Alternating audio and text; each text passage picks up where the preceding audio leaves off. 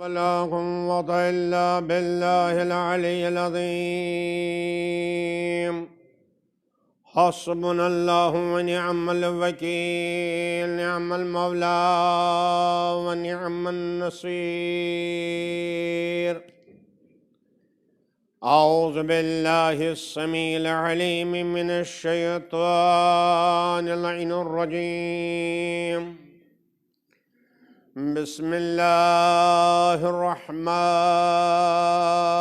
الرحيم. الحمد لله الذي هدانا لهذا وما كنا لنهتدي لولا أن هدانا الله. لقد جاءت رسل ربنا بالحق، والصلاة والسلام على النبي الأمي المكي الهاشمي القرشي المدني السيد البهي وسراج المضيء، نقطة دائرة الوجود، صاحب المقام المحمود وصاحب الوقار وسكينة، المدفون بأرض مدينة، على عبد المؤيد والمصطفى الأمجد ورسول المسدد أبي القاسم محمد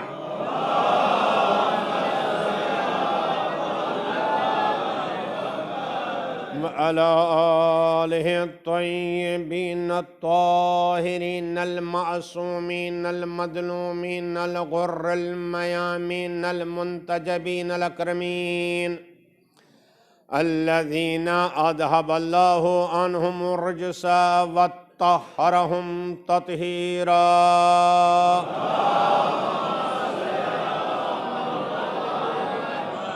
ولعنة الله على أعدائهم وقتلتهم وغاصبي حقوقهم ومنكري فضائلهم أجمعين من الآن إلى قيام يوم الدين.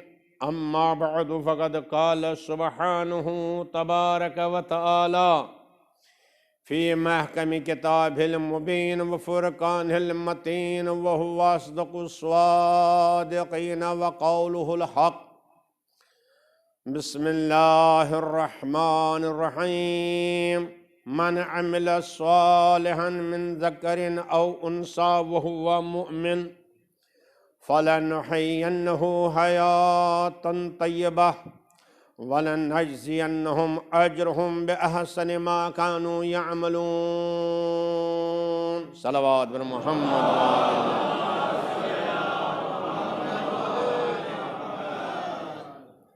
ارباب ایمان، اول گزارش ہے ایک مرتبہ سورہ حم، 3 مرتبہ سورہ قل هو اللہ احد پڑھ کر وہ حضرت فاطمہ زہرا کی خدمت میں اس کا ہدیہ پیش کر کے اس کا ثواب مرحومہ سیدہ بختاوار فاطمہ رضوی بنت سید اظہار حسین مرحوم اور سید اظہار حسین مرحوم ابن سید اقبال حسین مرحوم کی روح کو ایصال فرمائے.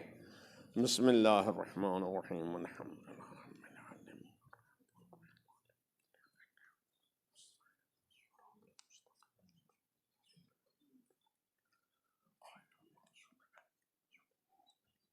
بسم اللہ الرحمن الرحیم. قل هو اللہ احد اللہ الصمد.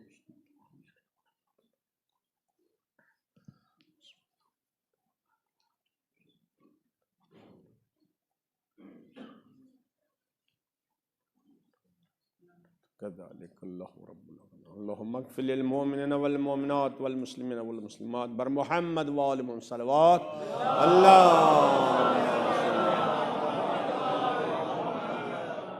ارباب ایمان، مرحل اولا خلاق قائدات پروردگار عالم کا لاکھ لاکھ شکر ہے کہ اس مجلس کے سلسلے میں اللہ نے اپنے گھر میں بلا کر ہم کو اپنا مہمان بنایا ہے. اس لیے انسان جس کے گھر میں ہوتا ہے اس کا مہمان ہوتا ہے. تو الحمدللہ تو مہمان ہیں اللہ کے، مگر دسترخوان ہے امام حسین کا. لہذا اس پر کتنا بھی شکر کیا جائے کم ہے.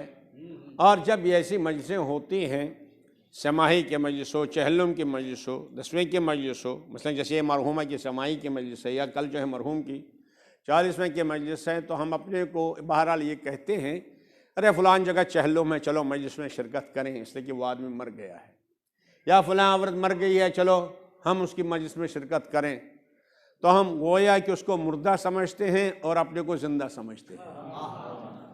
مگر مسئلہ ہے کہ کیا واقعی ہم زندہ ہیں؟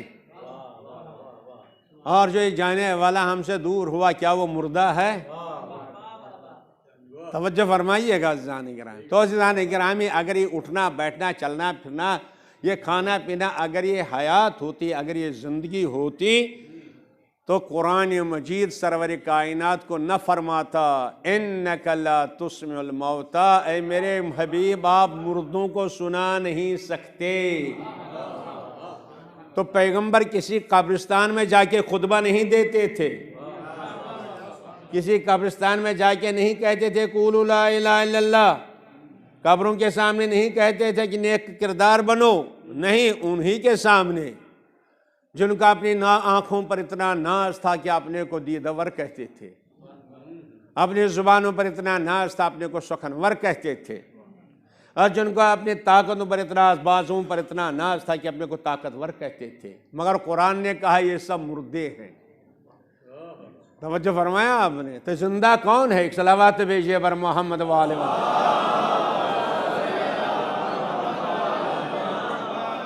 تو حیات کہاں ہے؟ زندگی کہاں ہے؟ کیا یہ مرحومہ ہم سے جدا ہو گئی؟ کیا واقعی مر گئی؟ زندگی ختم ہو گئی؟ کیا زندگی چلی گئی؟ کیا یہ زندگی ہے اٹھنا بیٹھنا؟ نہیں عزیزان گرامی، بہرحال خلاق کائنات پروردگار عالم نے آواز دی زندگی ایک ہے، بس اس کے علاوہ کوئی زندگی نہیں۔ وہ کون سی زندگی ہے؟ توکل علی الحی الذی لا یموت، بس زندہ وہی ہے، زندگی وہی دیتا ہے۔ ایک صلوات بھیجئے بر محمد۔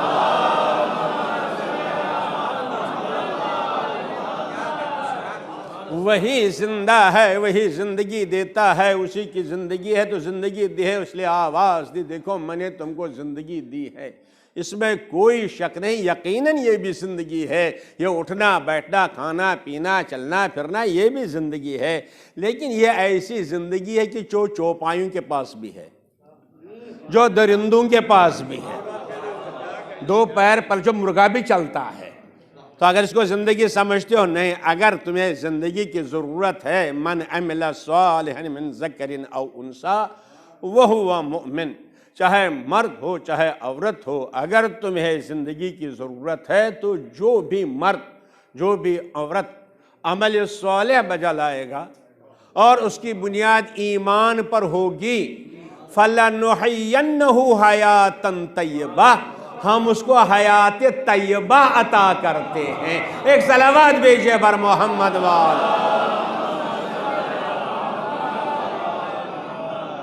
بہرحال توجہ فرمائیے گا اس منزل پر، اس لیے کہ ہلال بھائی نے ایک مصرع پڑھ لیا، اسی نے مجھے جگا دیا، اس لیے عرض کرتا ہوں ان کا کہنا صحیح ہے، لیکن کہیں بچوں کے ذہن میں یہ بات پیدا نہ ہو جائے، کیا بھائی ہلال بھائی پڑھا جب تک یہ کائنات ہے، نہیں بہت زور سے بولیے نا بھائی، جب کہتے ہیں جب تک یہ کائنات ہے زندہ ہے تو کہیں آپ یہ نہ سمجھئے اس مصرعے کا مطلب یہ ہے کہ جب کائنات ہے تب فاطمہ ہے۔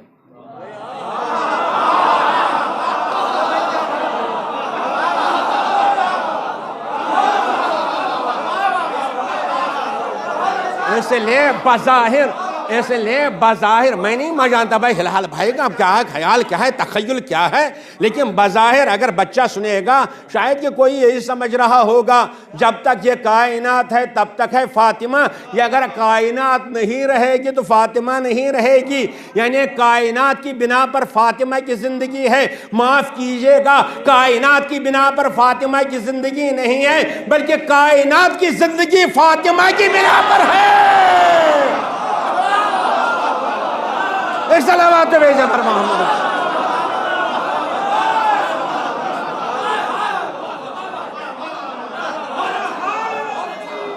ایسے نہ کہیے،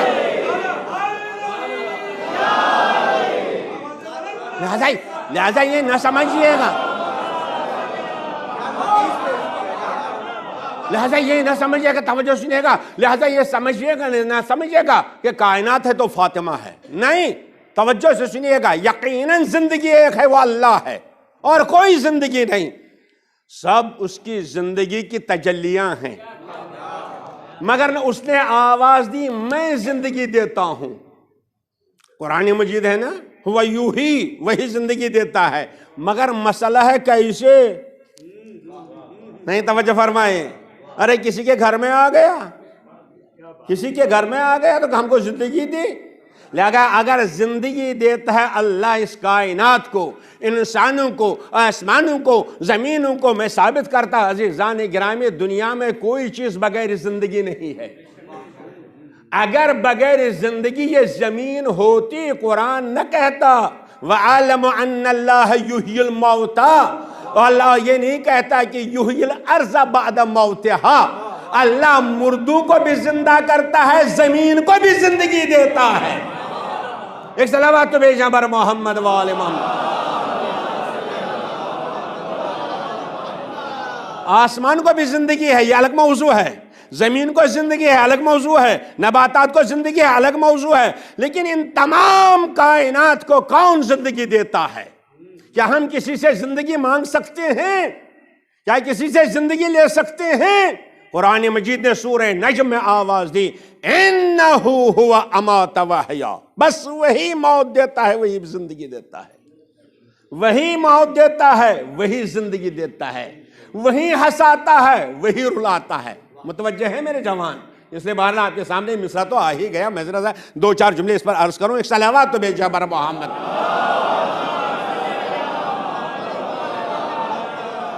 قرآن کہتا ہے اِنَّهُ أَضْحَكَ وَأَبْكَىٰ، وہی ہنساتا ہے، وہی رلاتا ہے، وَإِنَّهُ أَمَاتَ وَأَحْيَا، وہی موت دیتا ہے، وہی زندگی دیتا ہے، وَإِنَّهُ وَأَغْنَىٰ وَأَقْنَىٰ، وہی غنی بناتا ہے، وہی فقیر بناتا ہے۔ تو اب اگر وہی غنی بناتا ہے، وہی فقیر بناتا ہے، وہی موت دیتا ہے، وہی زندگی دیتا ہے، مگر مسئلہ ہے کیسے؟ کیا ہم کسی دوسرے سے زندگی مانگ سکتے ہیں؟ کیا ہم کسی سے دوسری سے زندگی لے سکتے ہیں؟ ذرا ہاتھ تو پھیلائیے، زندگی لینے کی بات آ گئی تو عزیزان گرامی یقیناً اس مسئلے کو حل کر دیا امام جعفر صادق علیہ السلام۔ صلوات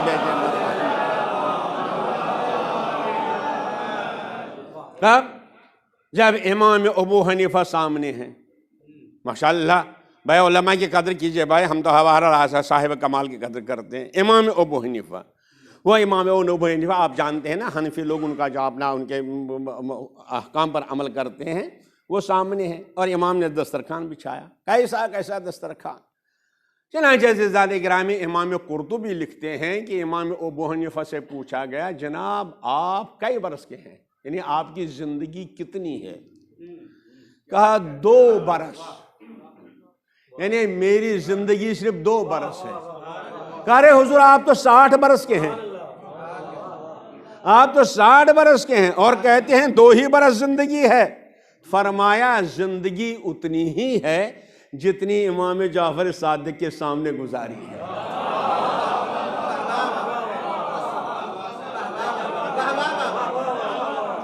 امام جعفر صادق علیہ السلام کے دسترخوان پر میں جتنی دیر بیٹھا ہوں زندگی اتنی ہی ہے۔ تو ماننا پڑے گا جو اہل بیت کے دسترخوان پر بیٹھتا ہے وہ زندہ ہے۔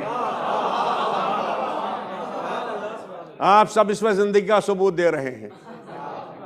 ارے کسی اور کے دسترخوان پر تھوڑی بیٹھے ہیں آپ، کس کے دسترخوان پر بیٹھے ہیں؟ یہ حیات کی علامت ہے، یہ اعلی حیات کی پہچان ہے، یہ زندگی کی علامتیں ہیں۔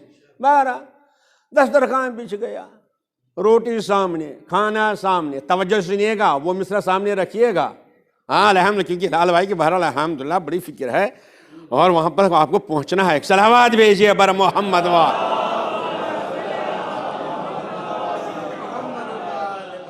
سامنے دسترخوان، اب روٹی کھائے، جو کچھ بھی تھا، نمک روٹی جو کچھ رہا ہو، جب روٹی کھا چکے، حالانکہ علوم تو بہت حاصل کیا ہے امام ابو حنیفہ نے، اب یہ ظاہری دسترخوان، تو امام نے جب دسترخوان پر روٹی کھا چکے فرمایا الحمدللہ رب العالمین، اے پروردگار، اے رب العالمین تیری بڑی تعریفیں، سب تعریفیں تیری، ھذا منک و من رسولک، یہ نعمت تیری طرف سے تھی اور تیرے رسول کی طرف سے تھی، تیری طرف سے تھی اور تیرے رسول کی طرف سے تھی۔ امام ابو حنیفہ نے کہا حضور یہ تو شرک ہو گیا۔ کہا کیسے شرک ہو گیا؟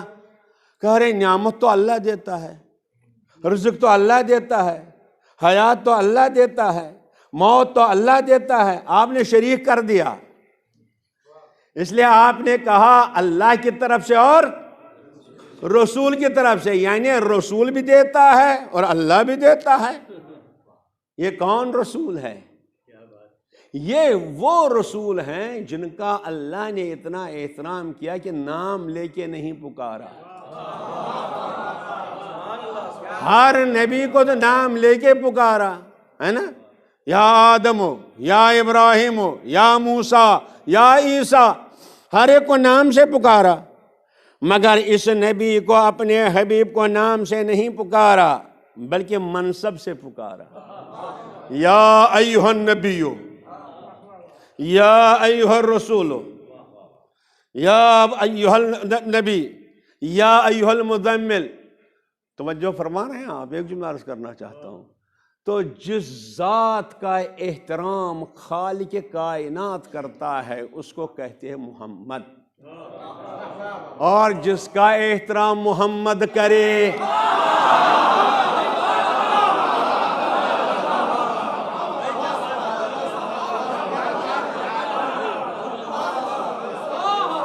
یہ جملہ مجھے عرض کرنا ہے۔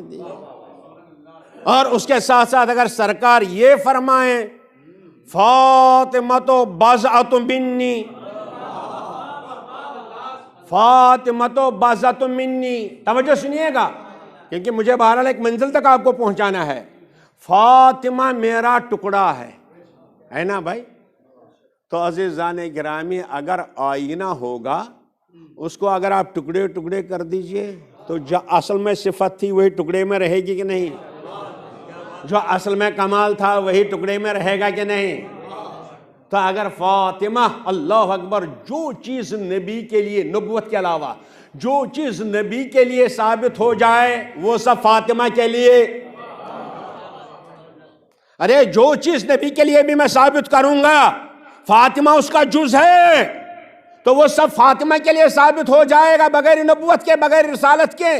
لہذا امام صادق علیہ السلام نے جیسے ہی فرمایا کہ اے اللہ یہ نعمت تو نے دی ہے، اے اللہ یہ نعمت تیری طرف سے اور تیرے رسول کی طرف سے، تو امام ابو حنیفہ نے فرمایا یہ شرک ہے۔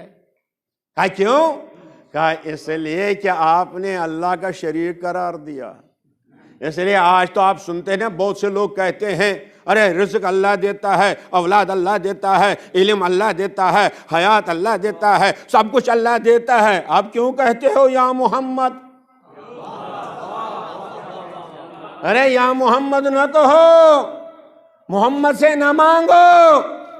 ذرا سا اگر محمد سے جو ثابت ابھی ہو جائے گا تو فاطمہ کے لیے خود بخود ثابت ہو جائے گا۔ میرے تو متوجہ ہیں کہ نہیں؟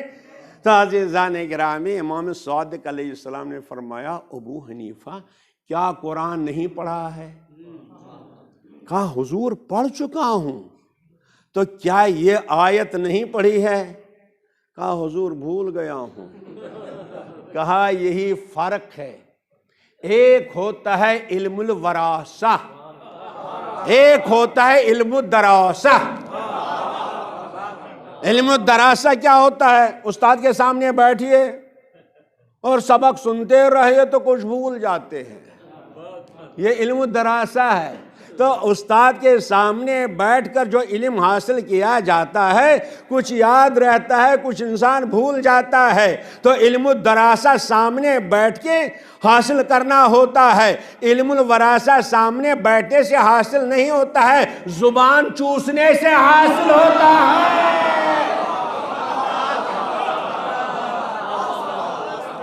ایک صلوات بھیجیے پر محمد وآل محمد۔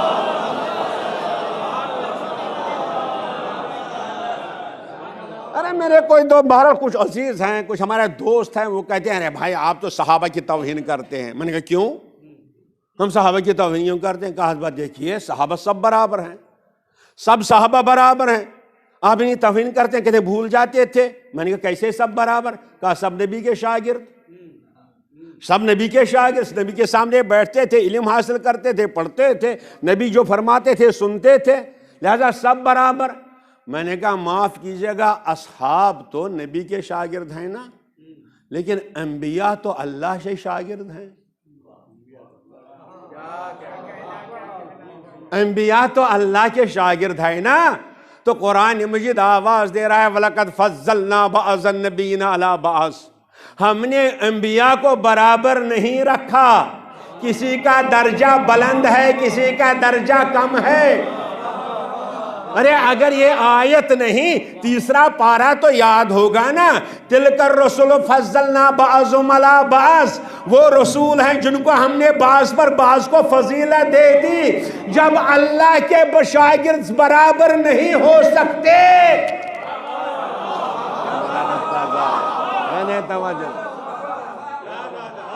ارے بھائی جب اللہ کے شاگرد برابر نہیں ہو سکتے تو نبی کے شاگرد کیسے برابر ہو سکتے ہیں؟ ایک صلوات بھیجیے بر محمد و آل محمد.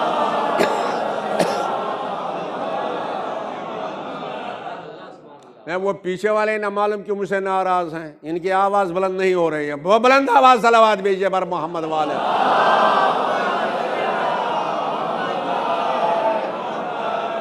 ارے میں کوئی نیا ہوں اردلی بازار کے لیے تھوڑی, میں اتنا پرانا ہوں, اب درمیان میں نہیں آتا تو کیا مطلب, توجہ سے نہیں آئے گا.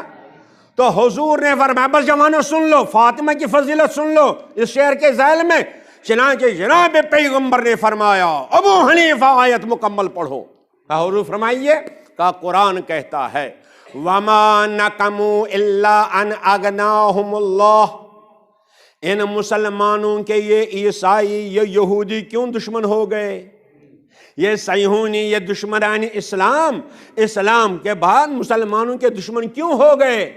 اغناہم اللہ, اس لیے دشمن ہو گئے کہ مسلمانوں کو غنی بنایا. غنی کون بناتا ہے؟ سورہ نجمیات کیجئے انہو ہوا اغنا, وہ غنی بناتا ہے, بس وہی. اغناہم اللہ, مسلمانوں کو غنی بنایا اللہ نے. یقیناً اللہ نے غنی بنایا. عزیزان گرامی, غنی مانے صرف روپیہ والا نہیں بھائی, بینک بیلنس والا نہیں, بلکہ غنی ہر اعتبار سے ہوتا ہے. کوئی علم کے اعتبار سے, کوئی حلم کے اعتبار سے, کوئی کردار کے اعتبار سے, کوئی عظمت کے اعتبار سے, کوئی اولاد کے اعتبار سے. اللہ نے ان کو غنی بنایا. وہ جناب امام نے فرمایا آگے پڑھو اغناہم اللہ, ان کو غنی بنایا اللہ نے, ورسولہ, اور غنی بنایا اس کے رسول نے. توجہ سے ایک صلوات تو بھیجے بر محمد و آل محمد.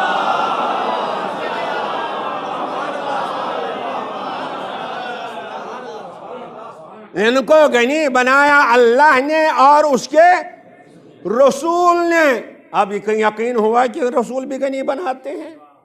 اب یقین ہوا, آپ سمجھے آپ جو مسلمانوں کے دشمن کیوں ہیں یہ آج, کیوں ایک مرکز کے دشمن ہیں؟ اس لیے ان کو بے نیاز بنایا. بے نیاز مطلب جو کسی کا محتاج نہ رہے. اب سمجھے سب ایران کے دشمن کیوں ہیں؟ اس لیے ان کو اللہ اور غنی رسول نے غنی بنایا ہے.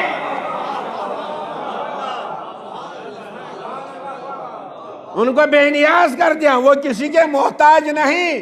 ہر ملک, توجہ سنیے گا, ہر ملک سپر پاور کے پیچھے ہاتھ جوڑے ہوئے کھڑے ہیں. ہم آپ کے بغیر نہیں, ہم آپ کے بغیر نہیں, ہم آپ کے بغیر نہیں. رہبر فرماتے ہیں ہم کو اللہ اور رسول نے غنی بنایا ہے, ہمیں تمہاری ضرورت نہیں.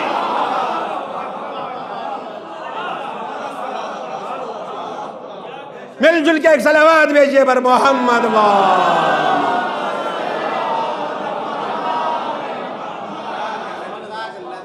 ہم کو غنی بنایا اللہ نے, ہم کو غنی بنایا اللہ کے رسول نے. اچھا, اب سورہ توبہ کی آیت سے میرے جوانوں آپ متوجہ رہو، اور الحمدللہ آپ محظوظ ہو جائیں گے، آپ کمال تک پہنچ جائیں گے۔ اب اس آیت مبارکہ سے یہ ثابت ہوا اللہ بھی غنی بناتا ہے، رسول بھی غنی بناتے ہیں، یعنی اللہ بھی دیتا ہے، رسول بھی دیتا ہے۔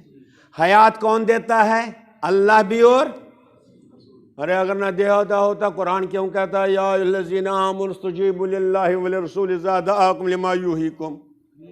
اگر حیات کی ضرورت ہے نبی کے پاس آؤ، جب نبی پکارے توجہ، اولاد اللہ بھی دیتا ہے رسول بھی، توجہ سنیے گا، مال اللہ بھی دیتا ہے رسول بھی، برکت اللہ بھی دیتا ہے رسول بھی، اور علم اللہ بھی دیتا ہے رسول بھی، اور غنی اللہ بھی بناتا ہے رسول بھی۔ یہ کیسے ہو سکتا ہے بھائی؟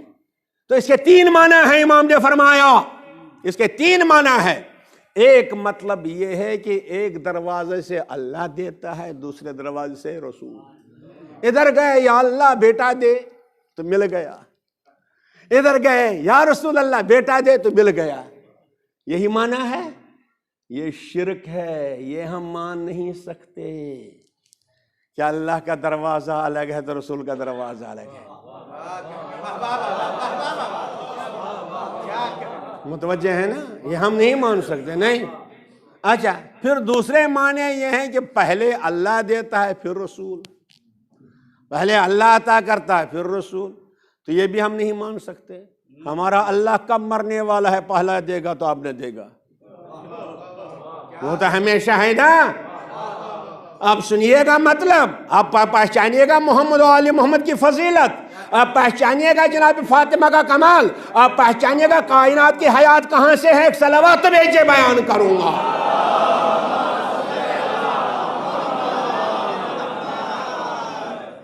تو عزیزان گرامی، امام نے فرمایا آگے آیت آگے پڑھو، اغناہم اللہ ورسولہ، ان کو غنی بنایا اللہ نے، ان کو غنی بنایا اس کے رسول نے، من فضل ہی ہونا چاہیے تھا، من فضل ہما، یعنی وہ اپنے فضل سے یا اپنے فضل سے، ایسا نہیں ہے فضل ایک کا، غنی دو بناتے ہیں فضل ایک کا، رزق دو دیتے ہیں فضل ایک کا، مال دو دیتے ہیں فضل ایک کا، حیات دو دیتے ہیں فضل ایک کا۔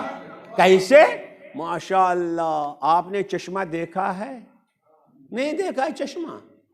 اگر نہیں دیکھا ہے کشمیر چلے آئیے، چشمے ہی چشمے ملیں گے۔ اس لیے آپ نے سنا ہوگا نا، کشمیری زبان میں چشمے کو ناگ کہتے ہیں، اسی لیے آپ نے سنا ہوگا ککر ناگ، ویری ناگ، اننت ناگ، نہ جانے کتنے ناگ، یعنی چشمے۔ اچھا، چشمہ نہیں دیکھا، نل دیکھا ہے جسے پانی نکلتا ہے؟ ہاں یقین آپ نے دیکھا ہوگا۔ تو عزیزان گرامی، ایک صاحب مر رہے تھے، پیاسے تڑپ رہے تھے، ارے مر رہا ہوں، کہا وہاں جاؤ پانی پیو، چشمہ ہے، نل وہاں ہے، جاؤ پانی پیو۔ یہ پانی پی کے آیا، کہا پانی نے مجھے زندہ کر دیا۔ سچ ہے کہ جھوٹ؟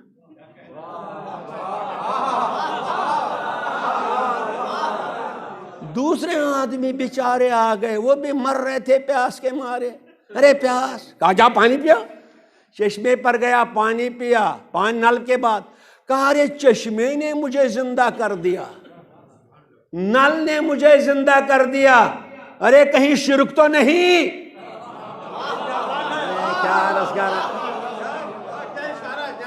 ارے شرک تو نہیں جو اس نے کہا نل نے مجھے زندہ کر دیا؟ کہا نہیں حضور، اصل بات یہ ہے کہ چشمے کے پاس اپنا پانی نہیں ہوتا ہے، پانی ہوتا ہے خزانے میں، پانی ہوتا ہے خزانے میں، اور کتنا نیچے۔ اور اگر کوئی کہے گا میں چشمے کے پاس نہیں جاؤں گا، خزانے کے پاس، نہ جانے 100 فٹ اترنا پڑے گا، 200 فٹ اترنا پڑے گا۔ اسی لیے جنہوں نے چشمہ چھوڑا اور خزانے کے پاس جانے لگے وہ تو ڈوب ہی گئے۔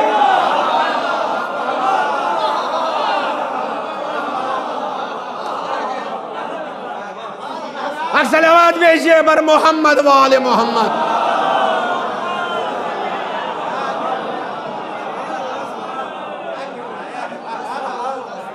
ارے وہ واپس نہیں آئے، جو ڈوب گئے۔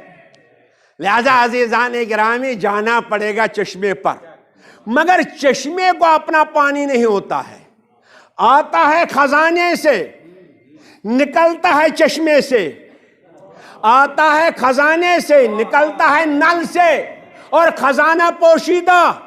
اسی لیے اللہ نے آواز دی کنتُ کنزًا مخفیٰ،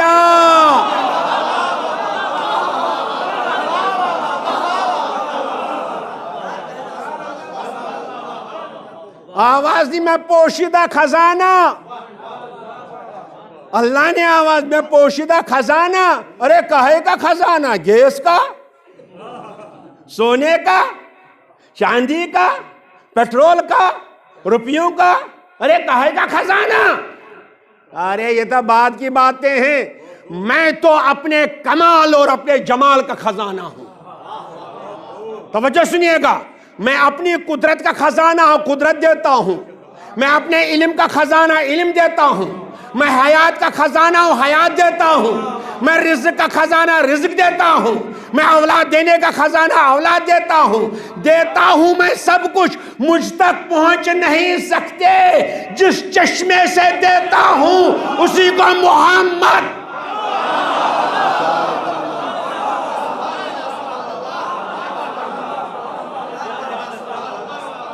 ایک صلوات تو بھیجیں پر محمد وآل محمد۔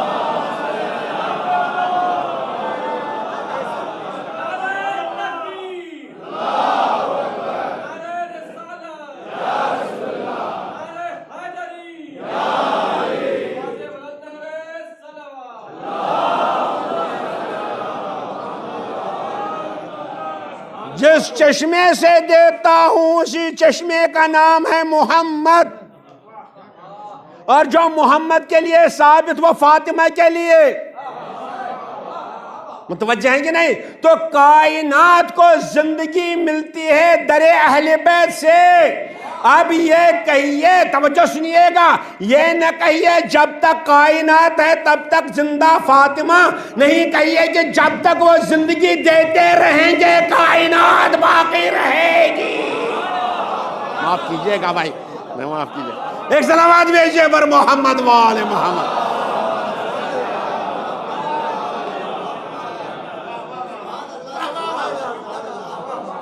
وہی زندگی دیتے ہیں، علی زندگی دیتے ہیں، فاطمہ زندگی دیتی ہے۔ توجہ سنیے گا، متوجہ رہیے۔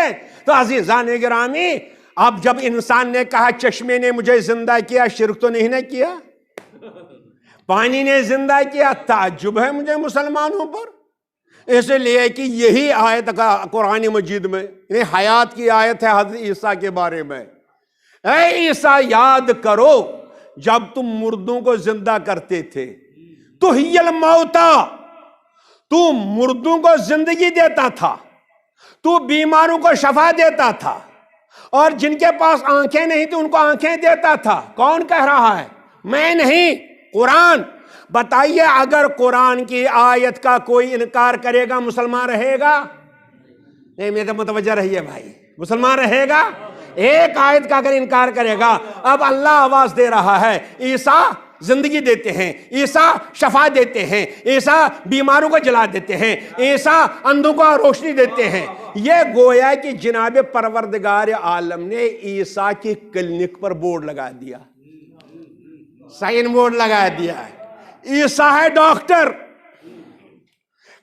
اور سائن بورڈ لگانے والا اللہ۔ اب آپ بتائیے، اب اگر کسی بڑھیا نے سنا کہ اللہ کہہ رہا ہے کہ عیسیٰ مردوں کو زندہ کرتے ہیں، بیماروں کو شفا، اب اس کا بیٹا بیمار ہے، وہ دوڑ کے آئے گی کہ نہیں؟ عیسیٰ میرے بیٹے کو شفا دو، کہیں شرک تو نہیں؟ توجہ سے لیے گا، کہیں شرک تو نہیں؟ اس لیے اللہ ہی نے کہا نا عیسیٰ دیتا ہے۔ کہا نہیں یہ شرک نہیں۔ میں نے کہا کیوں؟ کہا اس لیے کہ اللہ نے کہا عیسیٰ دیتے ہیں۔ میں نے کہا اچھا اب بتائیے اگر عیسیٰ سامنے ہیں تو بڑھیا کہے گی میرے بیٹے کو شفا دو، تو سامنے ہیں، لیکن اگر کہیں پردے میں چلے گئے عیسیٰ تو بڑھیا پکارے گی کہ نہیں؟ یا عیسیٰ میرے بیٹے کو شفا دو، شرک تو نہیں کہا نہیں، تو جب عیسیٰ کو پکارنا شرک نہیں تو یا محمد کہنا۔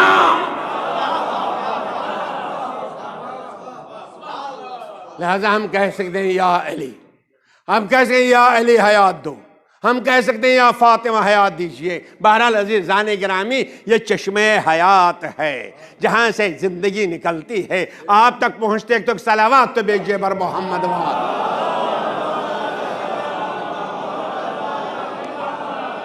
میں بلند آواز صلوات بھیجئے، وہ پیچھے والے جو آہستہ بھیجتے ہیں وہ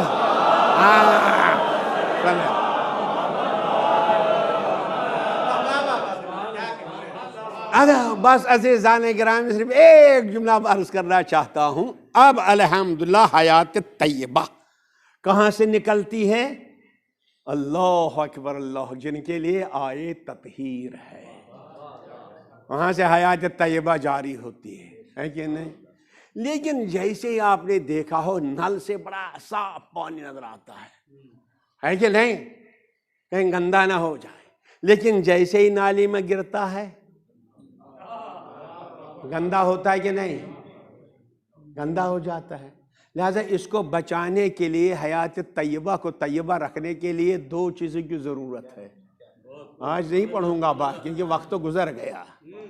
عمل صالح اور ایمان، عمل صالح اور ایمان، ایمان کی ضرورت ہے، عمل صالح کی ضرورت ہے۔ آج نہیں پڑھوں گا عمل صالح کیا ہے، آج نہیں پڑھوں گا ایمان کیا ہے، میں ایک جملہ عرض کرنا چاہتا ہوں۔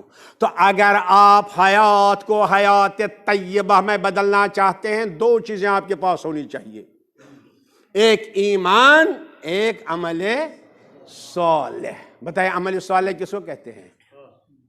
عمل صالح کس کو کہتے ہیں؟ کیا نماز، کیا روزہ، کیا حج، کیا زکوٰۃ؟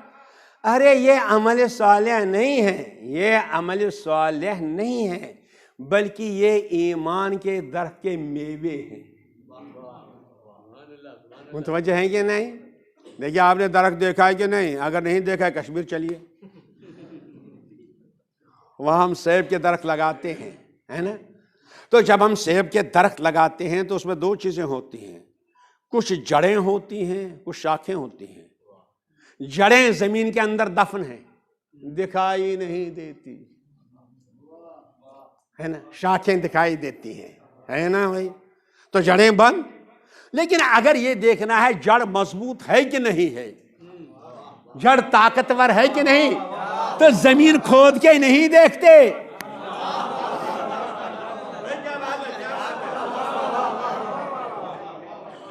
بلکہ یہ دیکھتے ہیں کہ شاخ نکلتی ہے کہ نہیں۔ اگر شاخ نکلتی ہوگی جڑیں مضبوط ہیں، اگر شاخ نہیں نکلتی ہیں جڑیں کمزور ہیں۔ بس عزیزان گرامی، ایمان کی جڑیں انسان کے سینے میں دفن ہیں۔ کوئی نہیں بتا سکتا ہے میرے دل میں حسین کی کتنی محبت ہے، کوئی نہیں بتا سکتا ہے مجھے اللہ سے کتنا لگاؤ ہے، کوئی نہیں بتا سکتا ہے محبت یہ محمد صلی اللہ علیہ وسلم کا عشق کتنا ہے، نہیں، یہ پوشیدہ ہے۔ کہاں پتہ چلے گا؟ جڑوں کو مضبوطی، شاخیں دیکھیں نکلتی ہیں کہ نہیں؟ تو شاخیں کیا ہے؟ شاخیں کیا ہے؟ ارے شاخ نماز ہے، روزہ ہے، حج ہے، زکوٰۃ ہے۔ لہذا یہ نماز، روزہ، زکوٰۃ ایمان کے جڑوں کی شاخیں ہیں۔ لیکن اب اگر جڑ، توجہ فرمائیے آپ، پوشیدہ ہے، شاخ نہیں نکلتی ہے تو ہم شاخوں کا علاج نہیں کرتے، جڑ کا علاج کرتے ہیں۔ بس ایک جملہ عرض کرنا چاہتا ہوں، مجھے آگے بڑھنا ہے نا۔ اصول دین جڑیں ہیں، فروع دین شاخیں ہیں۔ کبھی کبھی ہمارے بچے بحث کرتے ہیں عزاداری اصول دین میں ہے کہ فروع دین میں، مجلس حسینی اصول دین میں ہے کہ فروع دین میں۔ ارے معاف کیجئے، جڑیں بھی معین ہیں، جڑیں بھی معین ہیں، شاخیں بھی معین ہیں، مگر ایک چیز ایسی ہے جو جڑوں کو دی جاتی ہے تاکہ وہ مضبوط ہو جائیں، شاخیں نکلیں۔ بس میں بھی عرض کرتا ہوں، دین کی جڑوں کو عزاداری کے پانی سے اتنا سینچو،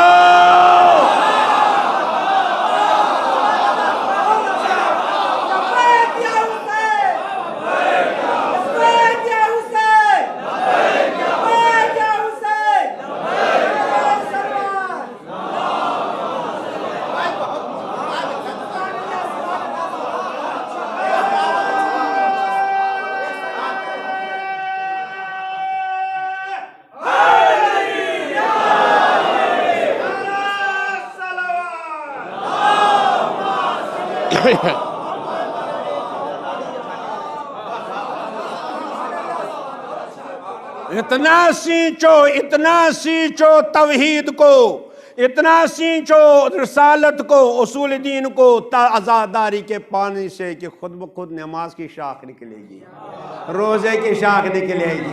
اب بحث نہ کرنا عزاداری اصول دین میں ہے کہ فروع دین میں؟ عزاداری اصول دین کی بھی زندگی ہے، فروع دین کی بھی زندگی ہے۔ ایک صلوات بھیجئے بر محمد۔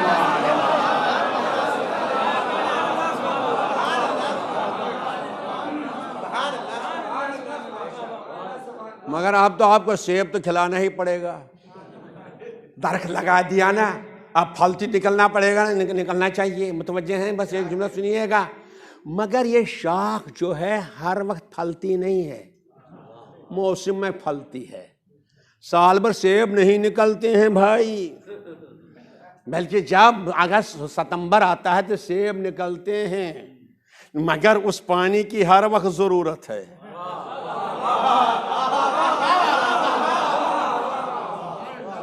اس میں ہر وقت ضرورت ہے، اس لیے کہ وہ پانی کی ہر وقت ضرورت ہے۔ اسی لیے میں کہتا ہوں عزاداری ہر وقت، نماز بر وقت۔ ایک صلوات بھیجئے بر محمد و آل محمد۔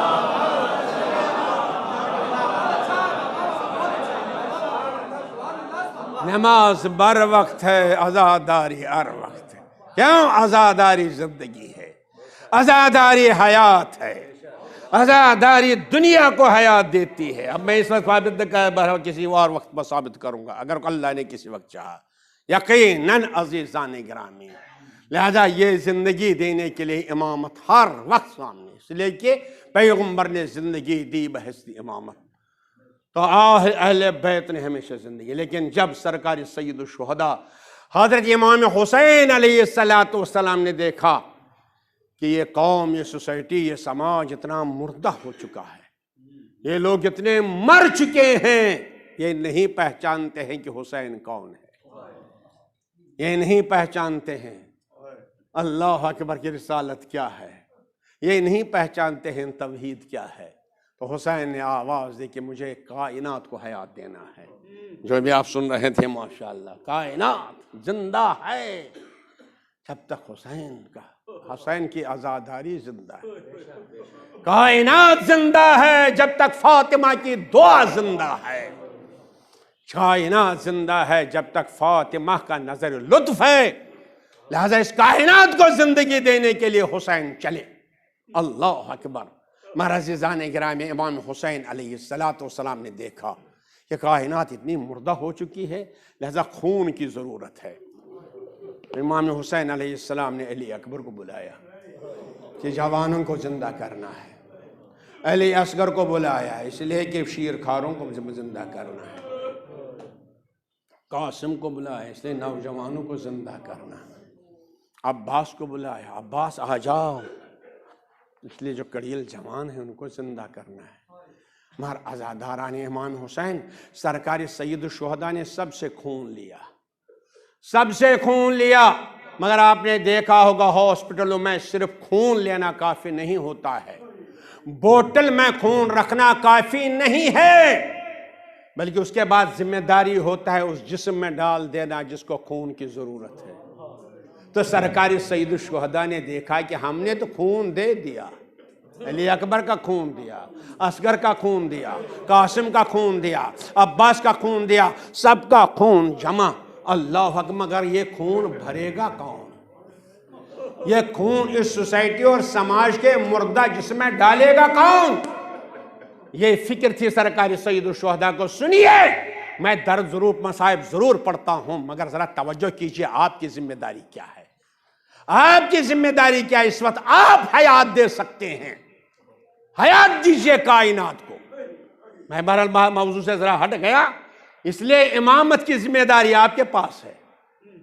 سرکار سید الشہداء کو یہ بڑا شوق تھا، لہذا امام حسین علیہ السلام وقت اخیر جیسے رخصت کر کے چلے، ذوالجناح پر سوار ہیں، اے اسب با وفا آگے بڑھ، مجھے اپنے منزل تک پہنچا دے۔ لیکن گھوڑے نے اشارہ کیا 4 سالہ بچی، گھوڑے کے سموں سے لپٹی ہوئی بہن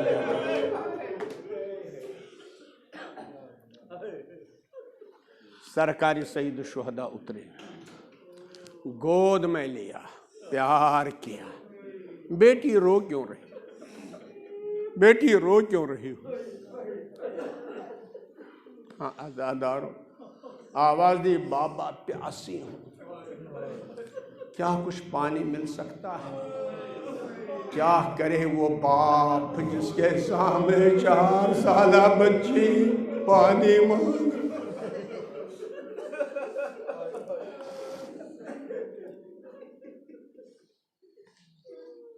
جزاکم رب۔ سرکار سید الشہداء نے فرمایا جوانوں متوجہ رہنا اور تصور کرنا آپ کی ذمہ داری کیا ہے۔ فرمایا یا سکینہ، اے میری بیٹی سکینہ، لا تحرقی قلبی بدموعک، اپنے آنسوں سے میرے جگر کے ٹکڑے ٹکڑے نہ کر ڈالو۔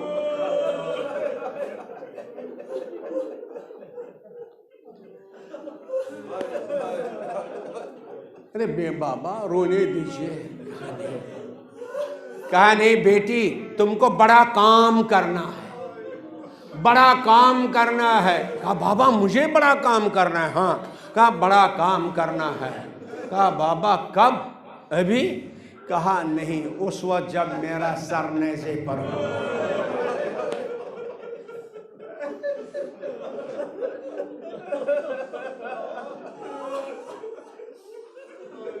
جب میرا سر نیزے پر ہوگا بڑا کام کر۔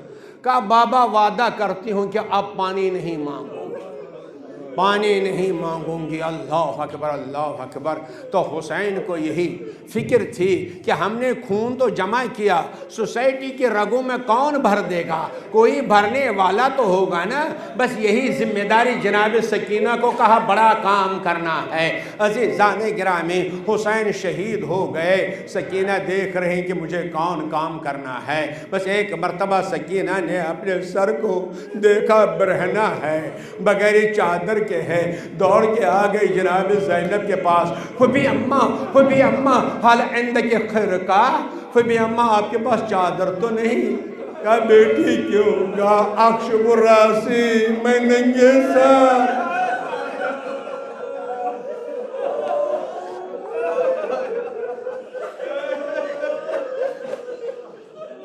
کہا بیٹی امتو کے مثلوک، تیری پھوپھی بھی تیری طرح ننگے سر ہے۔ ہاں عزادارو، جناب سکینہ نے کہا یہ بھی بڑا کام نہیں ہے، یہ مجھے کون سا بڑا کام کرنا ہے۔ قافلہ روانہ ہوا، قافلہ روانہ ہوا، بازار کوفہ آ گیا۔ جیسے بازار کوفہ میں یہ قافلہ پہنچا، ایک مرتبہ سکینہ کے کانوں سے آواز ٹکرائی، لوگوں آ جاؤ، دیکھو باغی کا سر، دیکھو طاغی کا سر، دیکھو خارجی کا سر۔ بس جناب سکینہ نے آواز دی، اچھا یہ قوم اتنا مردہ ہو چکی ہے، میرے بابا کو باغی کہہ رہے ہیں، میرے باغی بابا کو طاغی کہہ رہے ہیں۔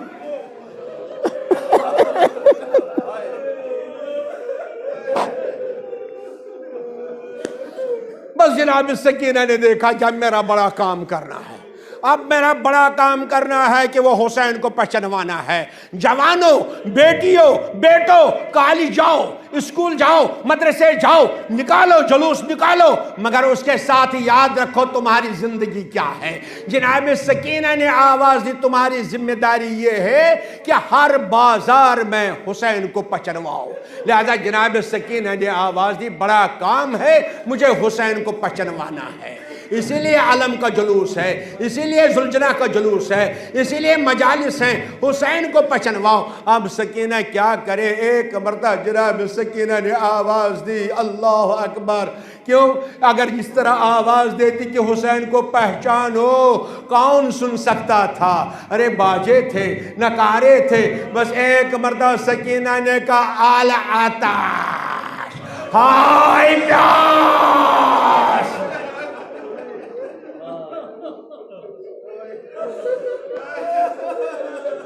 ہائے پیاس، ہائے پیاس۔ میں عرض کروں گا سکینہ بی بی، کربلا میں وعدہ کیا تھا میں پانی نہیں مانگوں گی، آپ پانی کیوں مانگ رہی ہو؟ کہا اگر پانی پیوں گی تو میں نے مانگا، ورنہ میں دوسروں کو پانی پلانا چاہتی ہوں۔ عزادارو، جیسے ایک بی بی نے سنا وہ پانی لے کے آئی، پانی لے کے آئی، زینب کے سامنے رکھا، بی بی اس بچی کو پانی پلا دو، اس کے بعد میرے لیے دعا کرا دینا۔ بس ایک عدد سکینہ نے پیالہ نیچے رکھا، بتا تیری دعا کیا ہے؟ کہا پہلی دعا یہ ہے میرے بچے اس طرح یتیم نہ ہو جائیں۔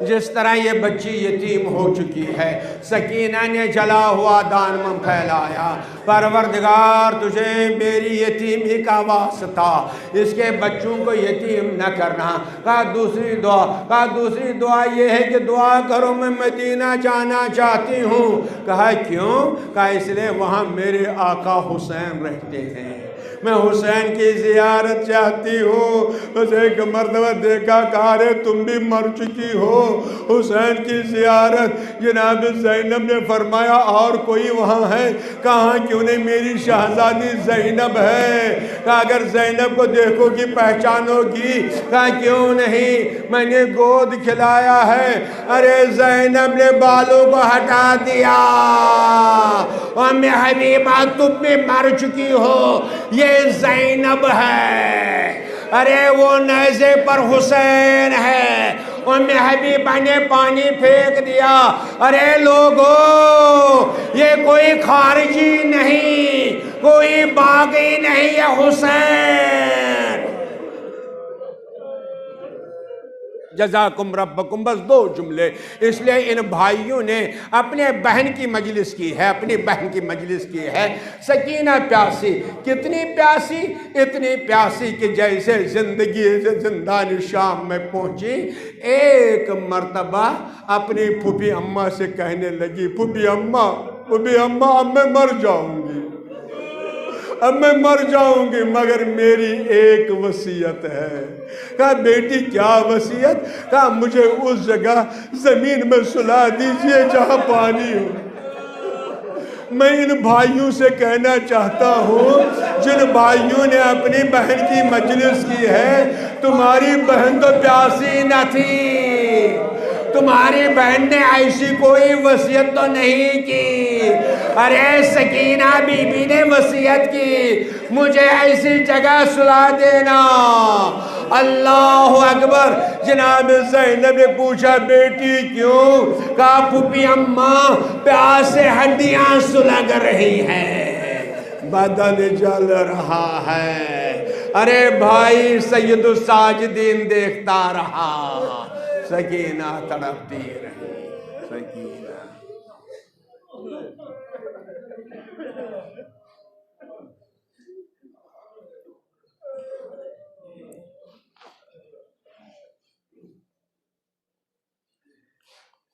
السلام علی الحسین وعلی علی ابن الحسین وعلی اولاد الحسین وعلی اصحاب الحسین۔ پروردگار تجھے سکینہ کے رونے کا واسطہ ہمارے ان آنسوں کو قبول فرما، ہماری اس مجلس کو قبول فرما، ہمارے دلوں کو حسین کے نور سے منور فرما، محبت اہل بیت سے ہمارے دلوں کو آباد فرما۔ پروردگار ہماری دعا کو قبول فرما۔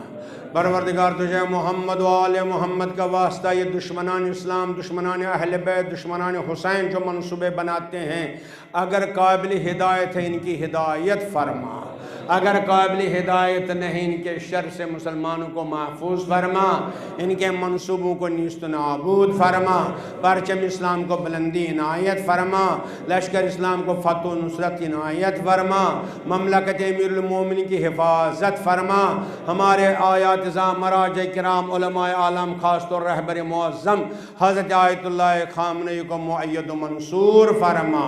پروردگار اس دنیا میں اب ظلم بہت ہو چکا ہے، پروردگار مصلح اعظم کو پردہ غیب میں رکھا ہے، اس کے ظہور میں تعجیل فرما۔ اس کے ظہور سے دنیا کو عدل و انصاف عنایت فرما، جتنے بھی مومنین و مومنات ہیں ان کی دین دنیا حاجتوں کو برلا، پروردگار بیمار جو ہیں ان کو شفاء کلی عنایت فرما، پروردگار تجھے واسطہ ہے جناب سکینہ کا بحق محمد والن خدا بندہ، کیونکہ بہت سی بیٹیوں نے بہت سے بیٹوں نے بہرحال گزارش کی ہے کہ ان کے ہاں اولاد نہیں، پروردگار ان کی گود کو حسین کے عزاداروں سے آباد فرما، ان کے گھروں کو سکینہ کے عزاداروں سے آباد فرما، ان کا اولاد صالح عنایت فرما، تمام مومنین و مومنات پر اپنی رحمت نازل فرما، خاص طور مرحومہ بختیوار فاطمہ اور ان کے بابا کو پروردگار ان کے قبور کو منور فرما، ان کی روح کو مسرور فرما، بحق اللہم صلی علی محمد و آلہ